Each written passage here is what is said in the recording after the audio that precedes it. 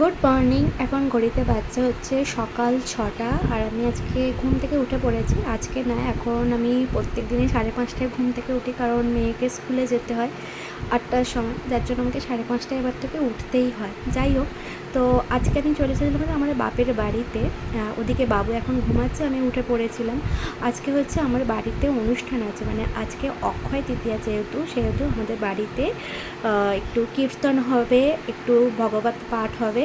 তো ওই জায়গাটাতে আমাদের প্রভু এসে বসবেন। আর এইখানে চলছে হচ্ছে রান্না বান্না। তখন বাজছিল 6:30 কি 7টা, যখন আমি ভিডিও করছিলাম। তার মধ্যেই আমাদের অর্ধেক রান্না হয়েও গিয়েছিলো। ওদিকে ভাত হচ্ছিলো, আর ওদিকে আলু পটলের তরকারি হচ্ছিলো। আর ডালও প্রভু বললেন কি, মানে রান্নার প্রভু বললেন ডালও হয়ে গেছে।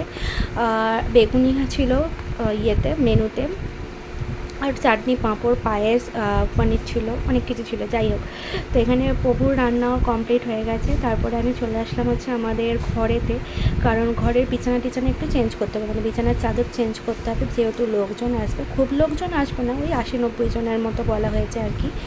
আর এখানে আমি এখন বসে পড়েছি হচ্ছে আমাদের অক্ষয় তৃতীয়া উপলক্ষে সবাইকে একটা করে, মানে যে সমস্ত ভক্তরা আসবেন আর কি, তো তাদেরকে একটা করে টাওয়েল আর তার সাথে কিছু একটা খামেতে কিছু টাকা দেওয়া হবে।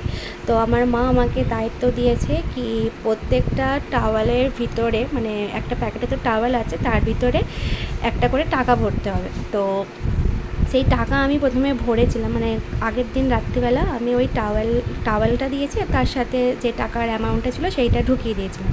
কিন্তু কী হয়েছে, আজকে সকালবেলা বলছে কি তুই খামের ভিতর ঢোকাসনি টাকাগুলোকে খামের ভিতর ঢুকিয়ে তারপরে দে। মানে আমি যা কাজ করেছিলাম আর কি, সব কাজ বেকার হয়ে গেল। আবার নতুন করে খাটতে হচ্ছে, আবার ওখান থেকে টাকা বের করে আবার সেই টাকাটা আবার খামের ভিতরে পুরে তারপরে আবার ঢোকাতে হচ্ছে। তো এইগুলো হচ্ছে টাওয়েল, একটু বড় বড়ই টাওয়েল ছিল। যাই হোক, আর আমার মেয়ের হাতে এই যে শোপিসটা দেখতে পাচ্ছ, এই শোপিসটা আমাকে সন্দীপ দিয়েছিল বিয়ের আগে। এটা ওপরে ঘরেতে থাকে একটা আলমারিতে। তো আমার মেয়ে ওপরে ঘরে গেলেই ওটা ওর আগে চাই। আর ও জেনে গেছে যে ওটা ওর বাবা আমাকে দিয়েছে।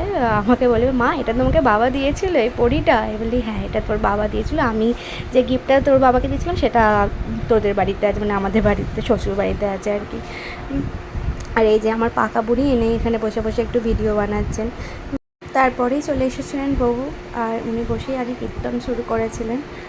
হরে রাম হরে রাম রাম রাম হরে হরে, হরে কৃষ্ণ হরে কৃষ্ণ কৃষ্ণ কৃষ্ণ হরে হরে, হরে রাম রাম রাম হরে হরে। নিতাই নিতাই গৌরাঙ্গ, নিতাই গৌরাঙ্গ জয় গৌরী, নিতাই গৌরাঙ্গ জয় গৌরী, গৌরা গৌরা গৌর হরি, নদিয়া বিহারি জয় গৌরী, নদিয়া মায়াপুর বিহারি গৌরী, মায়াপুর বিহারি, হরে কৃষ্ণ হরে কৃষ্ণ কৃষ্ণ কৃষ্ণ হরে হরে, হরে রাম রাম রাম হরে হরে, হরে কৃষ্ণ কৃষ্ণ কৃষ্ণ হরে হরে, হরে রাম হরে কৃষ্ণ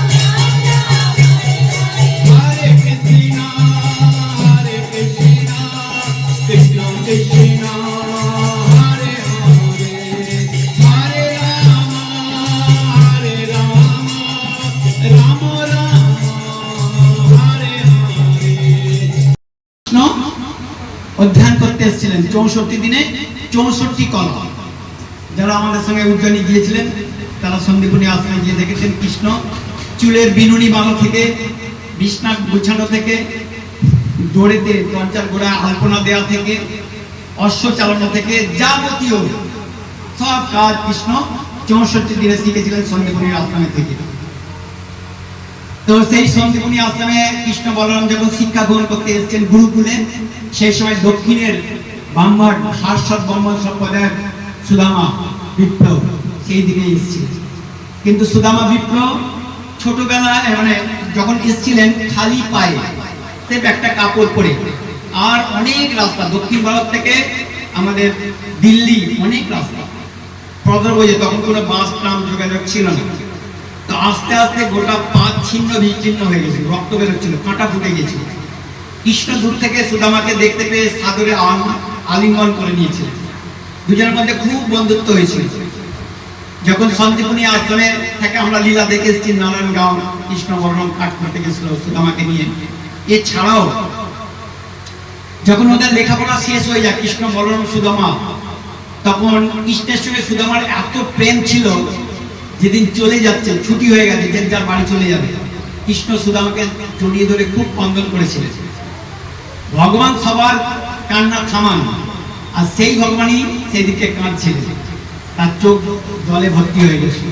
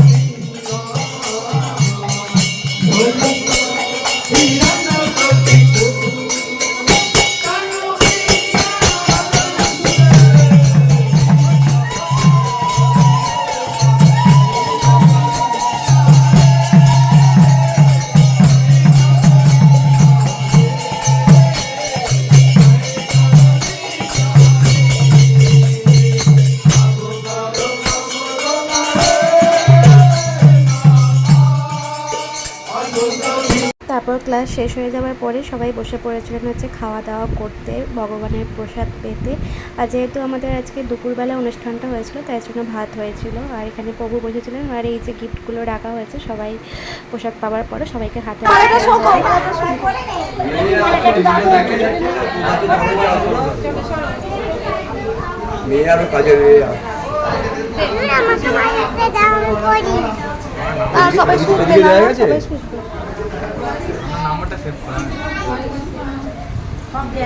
তারপরে আমরা বাড়ির সবাই খেতে বসেছিলাম। আর আজকে এত গরম পড়েছিল যে কি আমি ভাবছিলাম কখন আমি শাড়িটা খুলে নাইটিটা পরবো আর কি।